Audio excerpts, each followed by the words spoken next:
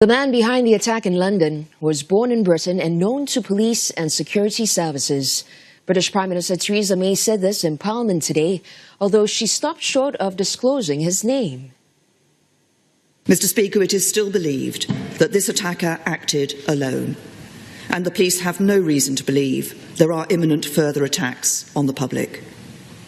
His identity is known to the police and MI5, and when operational considerations allow, he will be publicly identified. But in a step-up in security, police have so far arrested 8 people in raids in London and Birmingham in relation to the incident. IS has now claimed responsibility for the attack, which killed 4 people, including the attacker. More than 25 people were also injured. The incident in London is the worst such attack in Britain in more than a decade. And here's how it happened. A man rammed a car into pedestrians on Westminster Bridge before crashing into the gates outside the Houses of Parliament. The driver then ran into the Parliament compound and fatally stabbed a police officer before being gunned down by other officers. London's attack fits an increasingly familiar pattern which echoes what happened in Berlin and Nice. It's a method that has been repeatedly encouraged by terrorist groups, a form of low-cost terrorism. Tributes poured in across London. And in an act of defiance, Britain's Parliament opened with a minute of silence. Remember, the incident happened right on the grounds of Parliament itself.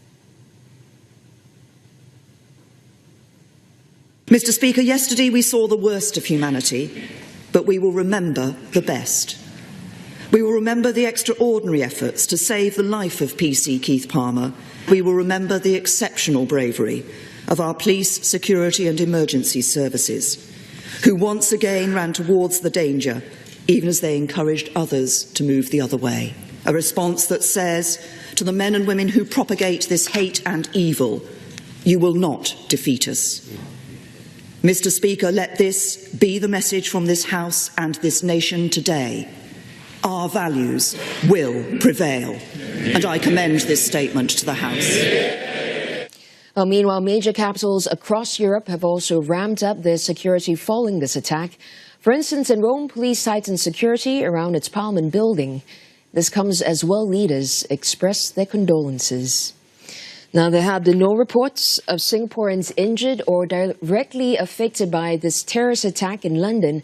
According to the Foreign Affairs Ministry, it says that Singapore strongly condemns this vicious attack and that Singaporeans stand in solidarity with the people of the United Kingdom at this difficult time.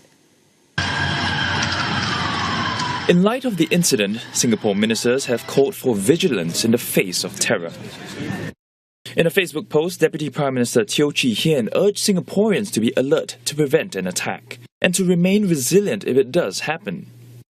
Law and Home Affairs Minister Kay Shanmugam said the event was a somber reminder of the clear and present terror threat and of the need to stay prepared. Defence Minister Ng Eng Hen called the attack yet another tragic violent chapter in our troubled world. He added that Singaporeans must come together to protect one another.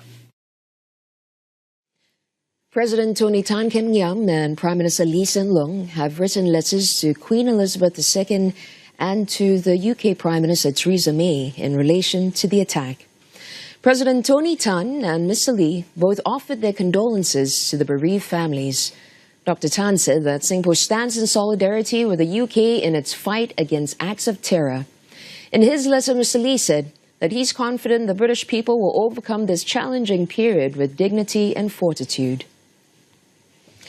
The terror attack at Westminster is a stark reminder for all communities to rally together and remain vigilant against such senseless acts, said MUIS, the Islamic Religious Council of Singapore.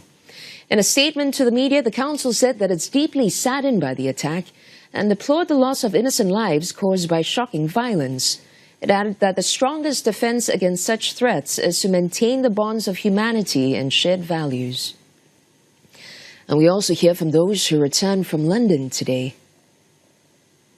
It happened when we just left our apartment for airport.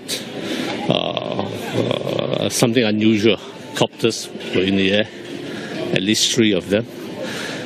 sirens everywhere. When I was taking the tube to the airport, like life just went on as normal. I think like Londoners have a kind of like capacity, I don't know, maybe because like they've been through like these kind of things like a few times, so they're more or less kind of like, I wouldn't say immune, but more like life just goes on after like what has happened. 2 flights from London arrived in Singapore this evening, carrying a mixture of families on holiday, businessmen and students.